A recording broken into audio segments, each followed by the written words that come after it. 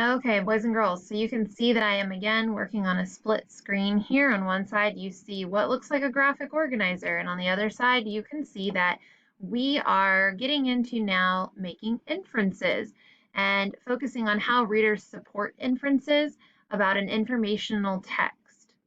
So just as a reminder, I know we've talked about that word inference before. That's where we are using the clues or the evidence from the text along with our background knowledge or our past experience to help us make an inference or a decision about the text. So let's take a look at the first example. Look at this cartoon for me. I want you to make an inference. What's happening here? Make a decision in your brain.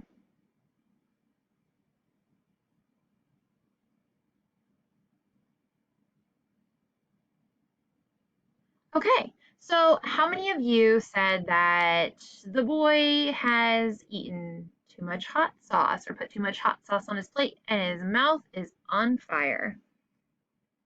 Right, so we can make that inference, but now we need to think about how we did that. So if you take a look at this graphic organizer, this is the graphic organizer we're going to use today. And you can see here, it is divided into 3 sections: what the cartoon shows or the evidence, what I know or my experience, and finally in the last column, my inference. There is not any place on this cartoon that says that the boy ate hot sauce and it's burning his mouth. So how did we know? Well, let's think about the evidence that we see. You can see right here, I've already started completing this graphic organizer, and I wrote here that the boy has flames or smoke coming out of his ears. Right, I can see that right there in the cartoon. His teeth are clenched. It should say down tight. There's a bottle of hot sauce on the table, and there's red sauce on his food. I can see that right here. So what do I know? What's my experience? Well, I know that hot sauce is usually a red color and that it is very spicy. There's something else that I also know.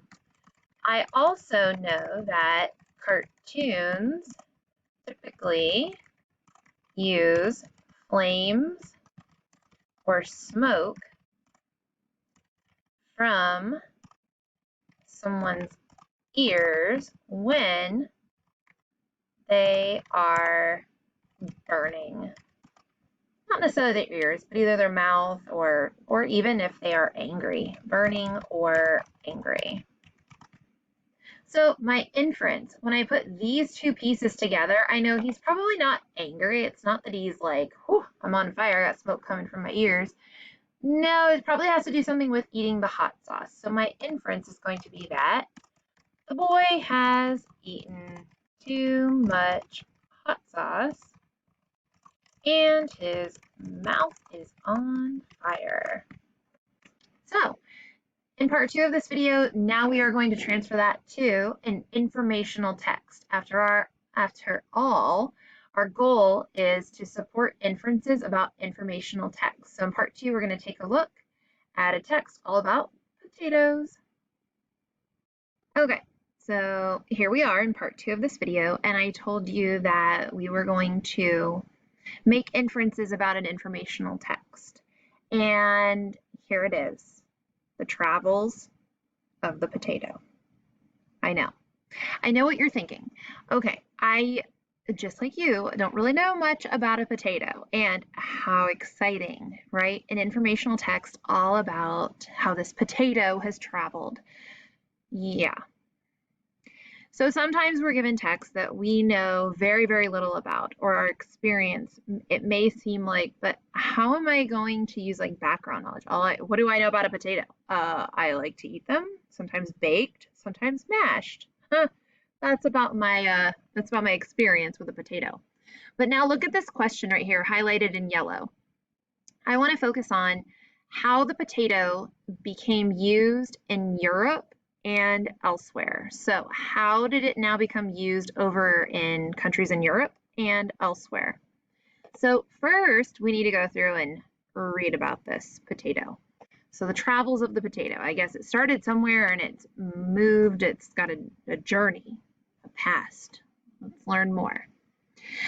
So we see here in paragraph number 1, let's follow along. The potato plant is native or home to the Andes mountain region of South America. So it started down here in orange.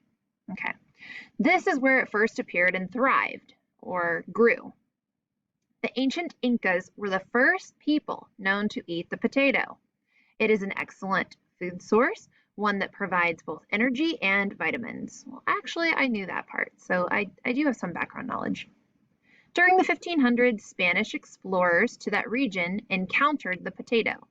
So people come here from Spain and they encounter the potato. They had never seen it before.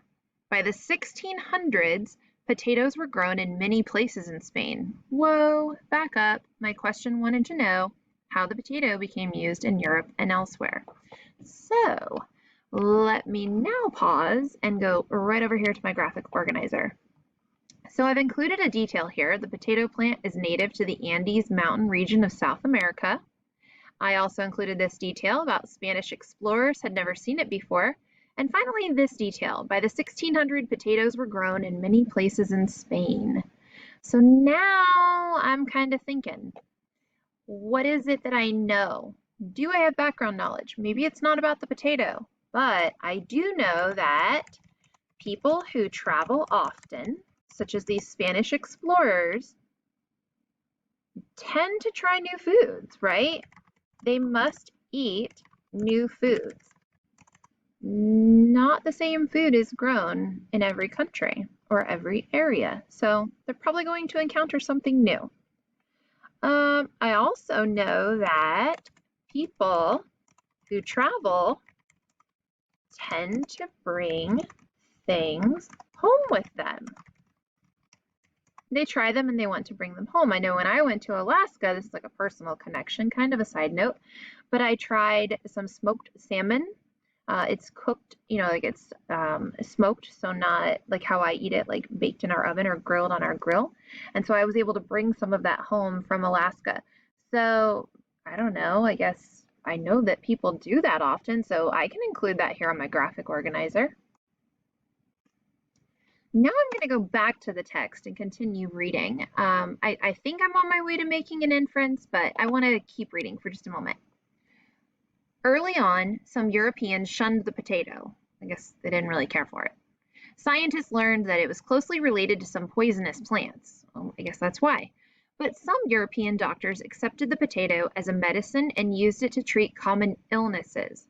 By the early 1700s, potatoes were being raised in England as a food crop. So I guess even though people didn't care for them, now they're being raised here as a food crop. The plants grew well in the cool, moist climate. Soon the potato became a major food staple, particularly in Ireland. Now, finally, in 1719, immigrants from England and Ireland introduced the potato to the New England area of North America.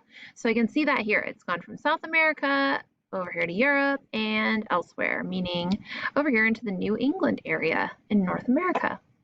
So now I'm going to go back over here to my graphic organizer. And I've included a little bit more information here, that idea that now they're being grown as a food crop in England, and the idea that the plants grew well right here, this idea that the plants grew well in the cool, moist climate. So I have these two details now from the text. Let me go ahead and make those bold so you can make sure you're following along. And now I'm ready to include my background knowledge. Well, I know that plants do need certain conditions to grow well.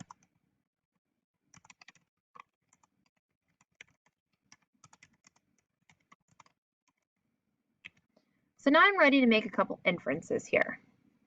Again, focus on this question, how the potato became used, or how did the potato become used in Europe and elsewhere? I have my evidence. I have what I know in my brain about either crops or people traveling. Now let's make an inference. So my inference would be, and it doesn't say this anywhere in the text, but again, this is a decision I'm making. Spanish explorers decided that potatoes were good to eat. Again, doesn't say that, but I can make that decision. I can also make the decision that Spanish explorers, I'll try to spell it correctly this time, decided to bring the potato back to Spain. Again, it did not say that. That's just a decision that I made. The other inference that I made as I was reading through this text involves this part. So if I go back here to the conditions, I knew that the potato grew in the Andes Mountain, right? I knew that. That was where it kind of first appeared. And then I knew that it traveled then to Spain because of the decision I made that the explorers brought it back to Spain. And then down here, I learned that they began growing it in England, Ireland, and even parts of North America in that New England area.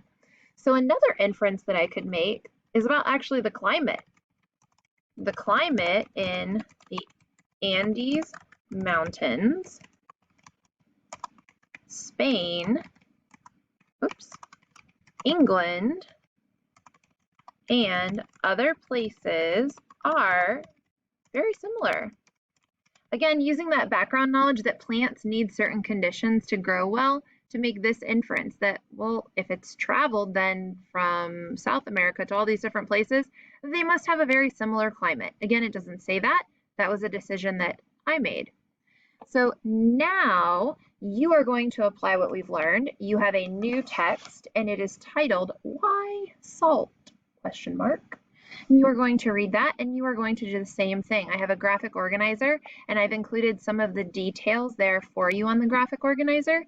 And you are going to use your background knowledge along with evidence that I provide to make some inferences about salt. Let me know if you have any questions.